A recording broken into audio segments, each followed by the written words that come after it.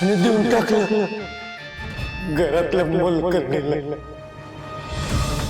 तिला म्हणलं बाळाला माईकडे देऊन टाक. माईकडे म्हणजे भीमाबाईकडे?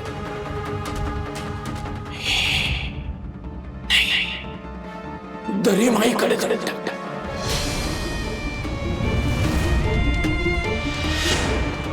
आणि माग वळून बघू नको, माग वळून बघू नको ताई.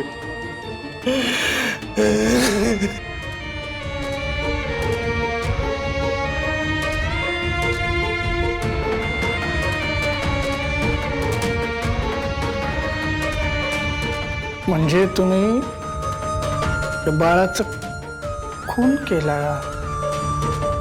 ते मी नाही, बाळासाहेबांनी, बाळासाहेबांचा आदेश होता. मी फक्त पालन केलं. मी भीमाताईकडे गेलो, तिला म्हणलं तुझं बाळ मेलेलं जन्माला आलं. तुझं बाळ मेलेलं जन्माला आलं. नाही तिथल्या तिथं बेशुद्ध पडली. हो डॉक्टर, नर्स, कोणी आहे का इकडे?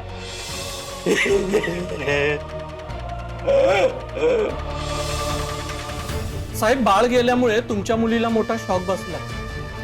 आत्ताच लेबर मधून त्या कशा बशा बाहेर पडल्या. काही होऊ शकतं, त्यांना वेळ लागू शकतो, त्यांचा जीवही जाऊ शकतो. बाळासाहेब, ज्याने कोणी हे बाळ नेलं असेल, जिथं कुठे असेल तिथून घेऊन या.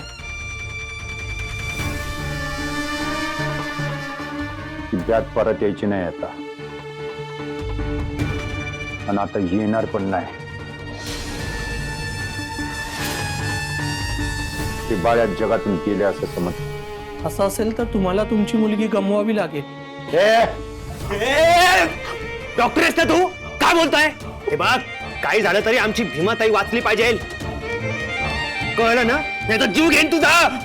माझा जीव घेऊन ताई बऱ्या होणार नाहीयेत. त्यांना जगवायचं असेल तर बाळाला घेऊनच यावं लागेल. बाळाशिवाय ते जगू शकत नाही. हे बघ, काही झालं तरी भीमाताई वाचल्या पाहिजे.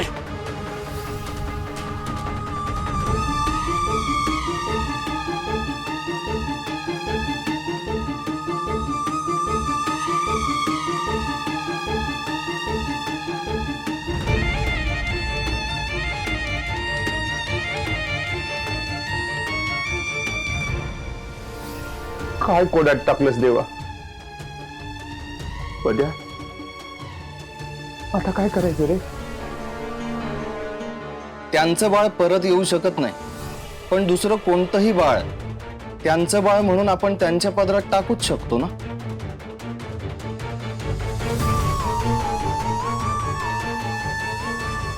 अरे तू काय काय ऐकलेस खरं सांग. मालक, मी भालचंद्र, नवीन कारभारी. तुम्ही काळजी करू नका, यातनं काहीतरी मार्ग नक्की निघेल. नवीन असलो तरी विश्वास ठेवा तुमच्या या कारभारावर.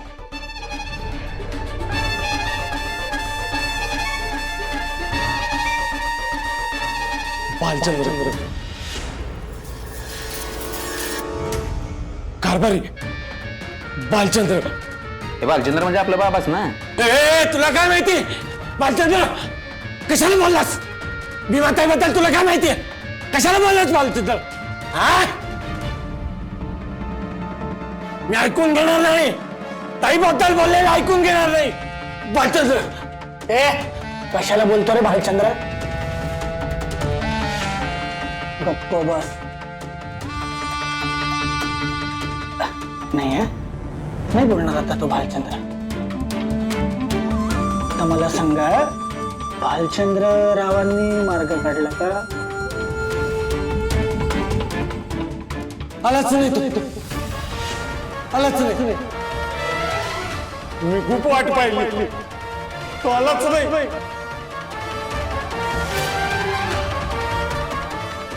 प्रदीप दादा, मला सांगा, भालचंद्ररावांनी काय केलं का? तरी काहीच केलं नाही.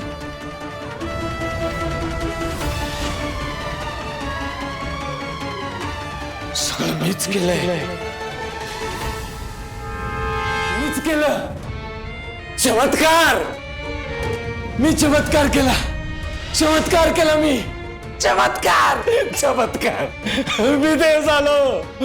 मी देव झालो. मी देव झालो. मी देव झालो. मी सगळ्यांचं आयुष्य बदलून टाकलं. ताई, ताई, मी देव झालो. देव झालो. ताई, मी देव झालो. ताई, मी तुझा अपराधी आहे. ताई, मला माफ कर. मला माफ कर ताई. ताई, ताई, मी तुझा गुन्हेगार आहे. ताई, मला माफ कर. ताई, मी तुझा गुन्हेगार आहे. ताई, मी तुझा गुन्हेगार आहे. ताई, ए बाबा, जरा कळेल असं सांग. कधी म्हणतो पापी, कधी म्हणतो देव झालो, मध्येच म्हणतो अपराधी होतो. हा? नक्की काय झालं होतं प्रदीपराव? जरा घाडा घाडा बोला. बोला, काय झालं होतं? लांब हो त्याच्यापासून. मी बोलतो ना त्याच्याशी. तुला कसं बोलायचं कळत नाही. मूर्खपणा करू नकोस. तुम्हाला अक्कल शिकवायची नाही. बल्लू, तो जे बोलतो ना ते पण बोलणार नाही. तू जरा शांत बस. तू तर मला शिकवत जाऊ नको. म्हणजे काय, तू जरा शांत बस. मला समजत नाही का काय करायचं ते? दादा, दादा, मी ऐकणार नाही दादा. तर व्यक्त झाले तुझे. कर काशी, तुला काय करायचं. मग तू मागव ना.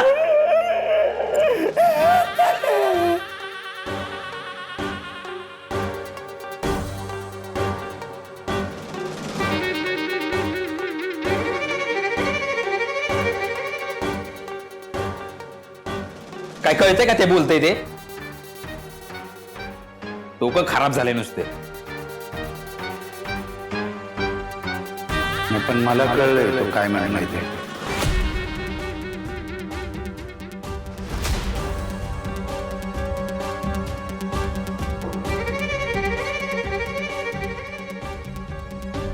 लग्नाआधीच भीमाबाईला जे पोर झालं ते बाळासाहेबांनी एका नोकरानी करवी मारून टाकलं. आणि या गोष्टीचा भीमाबाईंनी इतका धसका घेतला. शेवटी डॉक्टर म्हणले की भीमाबाईला जर या धसक्यातून बाहेर काढायचं असेल तर तिच्या पदरात एक बाळ आणून टाकावं. आणि त्याच वेळेस या प्रदीपनं एक बाळ विकत घेतलं आणि ते बाळ भीमाबाईच्या पदरात टाकलं आणि हा देव झाला. येतंय का लक्षात तुमच्या?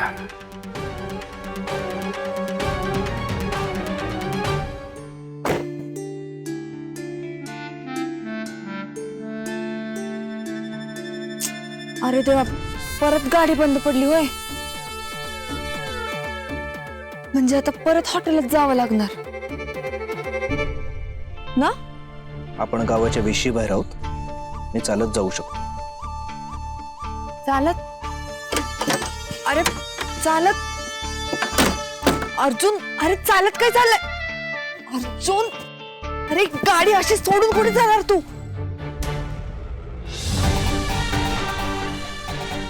माझ्या आयुष्यातलं सर्वात जवळचं रिलेशनशिप मी मागे सोडलं. गाडीचं काय घेऊन बसलीस? अर्जुन ऐक माझं. अर्जुन,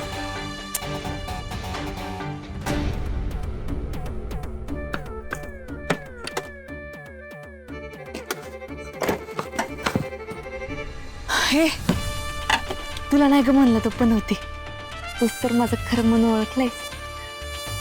आणि परत बंद पडण्यासाठी थँक्यू.